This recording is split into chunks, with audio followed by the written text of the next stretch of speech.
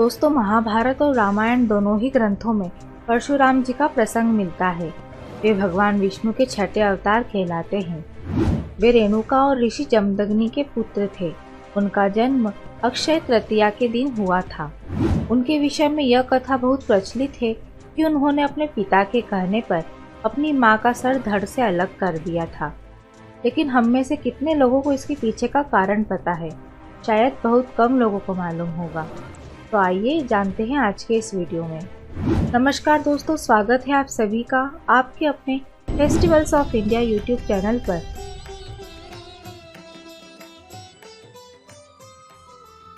दोस्तों, प्राचीन काल के कन्नौज नगर में गाधी नामक राजा राज करते थे।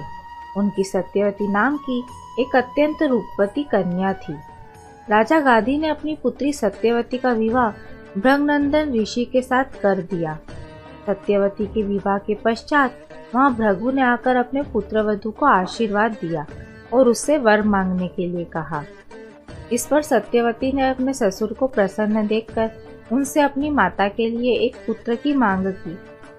सत्यवती की याचना पर भृगु ऋषि ने उसे 2 चरु पात्र देते हुए कहा, जब तुम और तुम्हारी माता ऋतु स्नान कर चुके हो तब तुम्हारी माँ पुत्र की इच्छा लेकर पीपल का आलिंगन करे और तुम उसी कामना को लेकर गुलर का आलिंगन करना। फिर मेरे द्वारा दिए गए इन चरुओं का सावधानी के साथ अलग अलग सेवन करना। इधर जब सत्यवती की मां ने देखा कि भृगु जी ने अपने पुत्रवधू को उत्तम संतान होने का चरु दिया है, तो उसने अपनी चरु को अपनी पुत्री की चरु के साथ बदल दिया।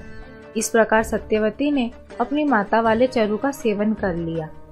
योग शक्ति से भृगु जी को इस बात का पता चला और वे अपनी पुत्रवधू के पास आकर बोले कि पुत्री, तुम्हारी माता ने तुम्हारे साथ धोखा कर तुम्हारे चरु का सेवन कर लिया है, इसलिए अब तुम्हारी संतान ब्राह्मण होते हुए भी क्षत्रिय जैसा आचरण करेगी और तुम्हारी माता की संतान क्षत्रिय होकर भी ब्राह्मण जैसा आचरण करेगा। इस पर सत्यवती ने भृगु जी से विनती की कि आप आशीर्वाद दे कि मेरा पुत्र ब्राह्मण का ही आचरण करे, भले ही मेरा पुत्र क्षत्रिय जैसा आचरण करे। भृगु जी ने प्रसन्न होकर उनकी विनती स्वीकार कर ली। समय आने पर सत्यवती के गर्भ से जमदग्नि का जन्म हुआ। जमदग्नि अत्यंत तेजस्वी थे। बड़े होने पर उनका विवाह प्रसेनजित की कन्या रेणुका से हुआ। रेणुका ने 5 पुत्रों को जन्म दिया, जिनके नाम थे रुक्मवान, सुखेन, वसु, विश्वानस और परशुराम।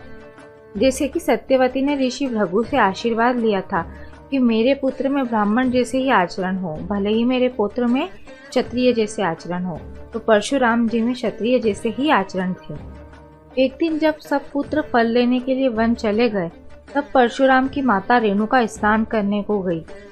जिस समय वह स्नान करके आश्रम को लौट रही थी, उन्होंने राजा चित्ररथ को जल विहार करते देखा। यह देखकर उनका मन विचलित हो गया। इस अवस्था में जब उन्होंने आश्रम में प्रवेश किया तो महर्षि जमदग्नि ने यह बात जान ली। इतने में ही वहां परशुराम के बड़े भाई रुक्मवान, सुसेन, वसु और विश्वानस भी आ गए। महर्षि जमदग्नि ने उन सभी से बारी बारी अपनी मां का वध करने को कहा, लेकिन मोहवश किसी ने ऐसा नहीं किया।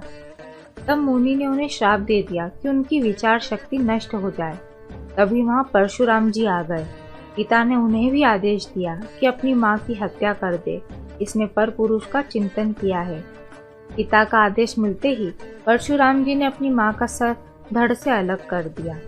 यह देखकर महर्षि जमदग्नि बहुत प्रसन्न हुए और परशुराम को वर मांगने के लिए कहा। तब परशुराम ने अपने पिता से माता रेणुका को पुनर्जीवित करने और चारों भाइयों को ठीक करने का वरदान मांगा।